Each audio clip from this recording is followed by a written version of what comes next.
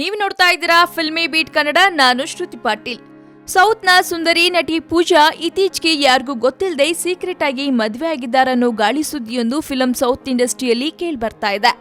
ಅದು ಶ್ರೀಲಂಕಾ ಉದ್ಯಮಿಯೊಬ್ಬರನ್ನ ನಟಿ ಪೂಜಾ ವರ್ಸಿದ್ದಾರೆ ಅನ್ನೋ ಟಾಕ್ ಎಲ್ಲೆಡೆ ವೈರಲ್ ಆಗಿ ಹರಿದಾಡ್ತಾ ಇದೆ. ಸದ್ಯ ತಮಿಳು ಮತ್ತು ಮಲಯಾಳಂ ಸಿನಿಮಾಗಳಲ್ಲಿ ಅಭಿನಯಿಸಿ ತನ್ನದೇ ಆದ ಛಾಪು ಮೂಡಿಸಿರೋ ನಟಿ ಪೂಜಾ ಇತ್ತೀಚೆಗೆ ಯಾರಿಗೂ ಇನ್ವೈಟ್ ಮಾಡದೆ ಸೀಕ್ರೆಟ್ ಆಗಿ ಮದುವೆ ಆಗಿದ್ದಾರೆ ಅನ್ನೋ ಸುದ್ದಿ ಎಲ್ಲೆಡೆ ವೈರಲ್ ಆಗಿ ಸೌಂಡ್ ಮಾಡ್ತಾ ಇದೆ. ಸದ್ಯ ನಾನ್ ಕಡವಲ್ ಚಿತ್ರದ ಖ್ಯಾತಿ ಹೊಂದಿರೋ ನಟಿ ಪೂಜಾ ಫ್ರೆಂಡ್ಸ್ಗೂ ಚಿತ್ರರಂಗದವರೆಗೂ ಯಾರಿಗೂ ಇನ್ವೈಟ್ ಮಾಡದೆ ಸೀಕ್ರೆಟ್ ಆಗಿ ಮದುವೆ ಆಗಿದ್ದಕ್ಕೆ ಕಾರಣ ಏನಾದ್ರೂ ಇರಬಹುದಾ?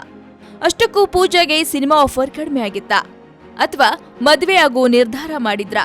ಅಷ್ಟಕ್ಕೂ ಪೂಜಾ ಅವರು ಮದುವೆ ಆಗಿರೋ ಆ ಬಿಸ್ನೆಸ್ ಮ್ಯಾನ್ ಆದ್ರೂ ಯಾರು?